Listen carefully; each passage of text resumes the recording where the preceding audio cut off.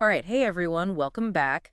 Ready to dive into something a little different today? Always up for a deep dive, especially when it involves a little 80s rock and roll. You read my mind. We're tackling Def Leppard's Pour Some Sugar on Me, and believe me, there's way more to this song than hairspray and power chords. Oh, absolutely. This is a song that's been dissected, analyzed, and debated for decades. But I think there are still some fresh perspectives to uncover. I completely agree, and that's what we're here to do. So to kick things off, let's address the lyrical elephant in the room, right? I mean, the song opens with "Step inside, walk this way." It's like, bam, right in your face. What's your take on that? It's not subtle, is it? And I think that's the point.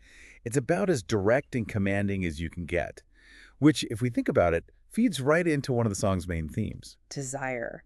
That push and pull, the almost playful dominance. Exactly. You got these driving guitars, this almost demanding vocal delivery, but then the lyrics themselves are like a plea for affection. It's like a rock and roll tug of war, isn't it? And then there's that line, "Love is like a bomb, baby. Come on, get it on."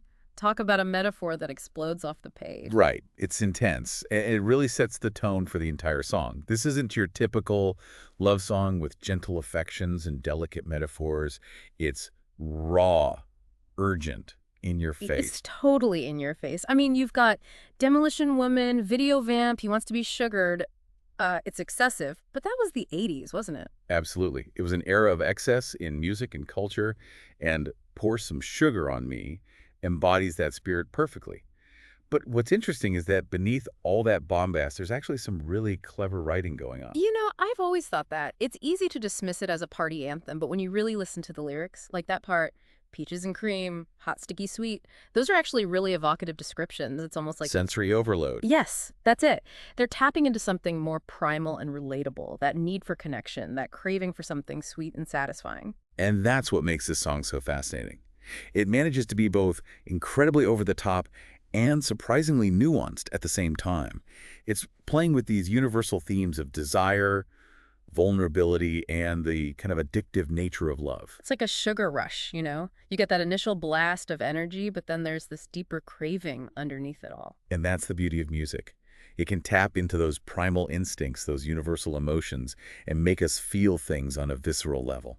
So, as we wrap up this little deep dive into Pour Some Sugar on Me, what's the one thing you hope our listeners will take away from it? I hope it encourages them to look beyond the surface, not just with this song, but with all forms of art. Don't be afraid to dig a little deeper, analyze the lyrics, explore the hidden meanings. You might be surprised at what you discover. Could have said it better myself. And who knows, maybe this will inspire you to put on your favorite 80s playlist and rediscover some hidden gems of your own. That's what we like to hear. Thanks for joining us on this deep dive. We'll catch you next time. See them?